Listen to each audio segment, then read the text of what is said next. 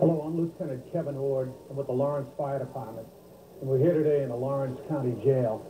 Look at some of the problems we might encounter if and when we do have a fire here. We did have a problem once before here, and I'm sure we will have another. The first thing I want to point out is that in the last fire, some of the men had a problem with doors. They had a tendency to close doors behind them. And in doing that, they were putting themselves in some bad situations. We had guys that were trapped in the vicinity of a fire with no way of getting out. So when you go into a cell block, don't close the door behind you. Put something in the door to keep it open. The first thing we're going to do is head up to the 3rd floor and then to the attic area, and we want to look at the problems up there. We're up on the 3rd floor in the southeast corner of the jail. This is a room that used to be a movie room, and it was one time was used to hold in chapel.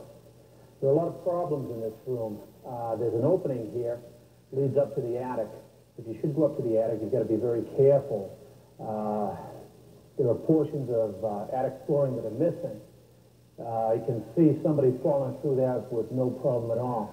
In this room here and in the next room, there are bundles of clothing that are left over from the last jail riot. Who knows when the clothing will ever be removed. There's some electrical problems. There are breaks in the plaster. This is the type of room that could go up, and if you lost this, you're going to lose the full roof of the jail. Okay. If we do end up with a fire in the jail, it's going to be very inviting to get up into the cock loft area here. I'm sure that this is where the fire is going to end up. It'll either be started here, or it's going to transmit here through the broken plaster. To the left, you've got a void. You've got joists with lath and plaster. It's going to be very inviting for somebody to move off to the left, and they're going to go right through there, down onto the gymnasium floor.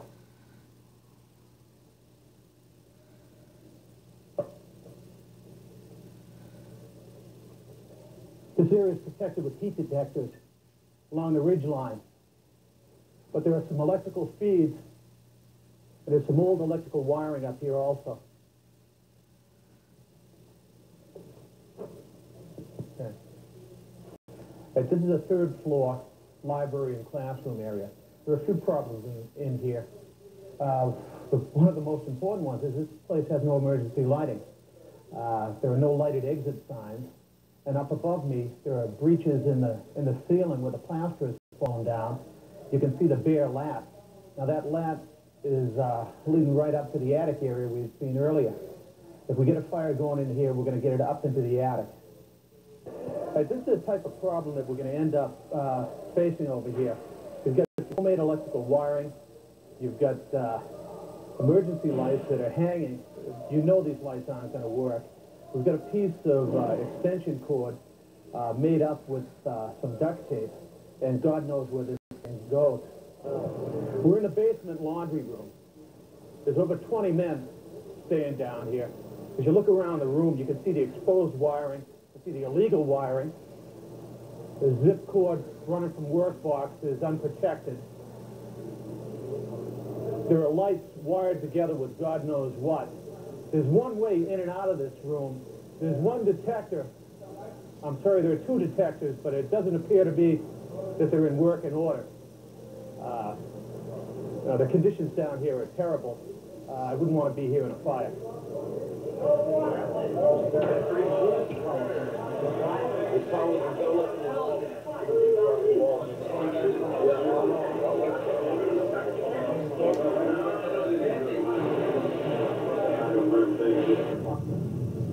Today we're here to try to tell you a little bit about some of the weapons that the inmates make while they're in jail. Almost any item common household item can be turned into a potentially dangerous weapon. My name is William McGarry. I'm the Deputy Superintendent here at the Lawrence Jail and House of Correction.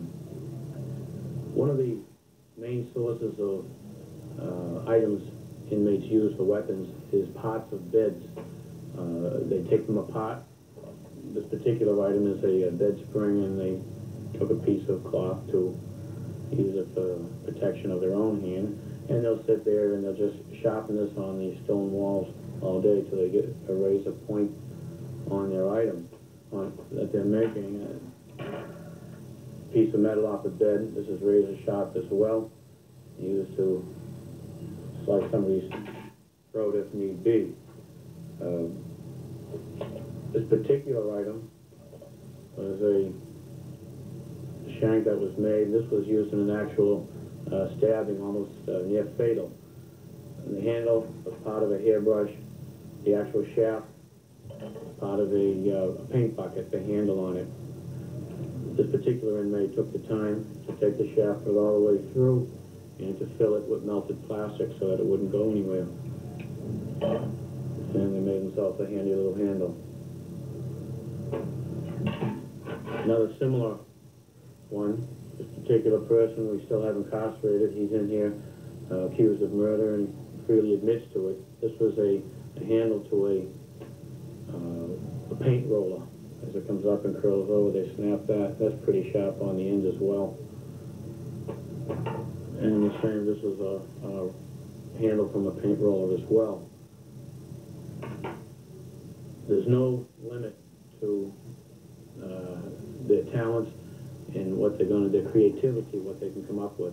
This was a slingshot, put a heavy-duty rubber band on that, and that can be a very dangerous weapon as well. Common items from the kitchen, take a fork, you got a spoon, that's very sharp on the edge. It's since gone to plastic, but even plastic we found can be very dangerous as well. They take a piece of wood and they'll stick anything in it as long as they have a handle on it. You see here is a typical afro comb. However, this one has a little twist on it. You can see they've taken a razor blade and melted it right on the edge. This has also been used in assault. These items have all been found in cells during routine shakedowns of cells with the inmates present. This was a chain that was used as a choker to come up behind somebody.